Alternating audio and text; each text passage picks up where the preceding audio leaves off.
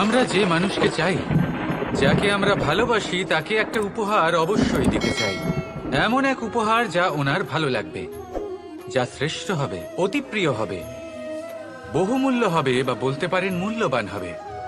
তাই আমরা কি করি? আমরা বাজারে যাই, তার জন্য স্বর্ণ, আভূষণ, হিরে, মুক্ত এইসব নিয়ে আসি।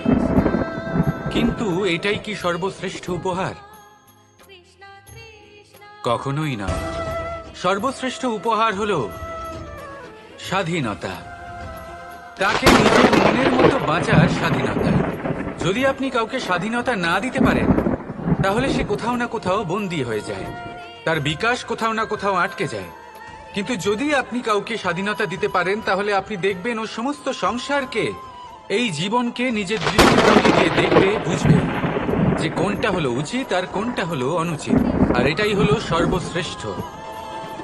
আর এবার যদি কাউকে স্বাধীনতার মাধ্যমে এত বড় একটা শক্তি দিতে পারেন, তাহলে আপনি আমাকে বলুন, এর থেকে বড় উপহার আর কি হতে পারে? আসুন আর আমার সাথে ভালোবেসে বলুন, রাধা রাধা।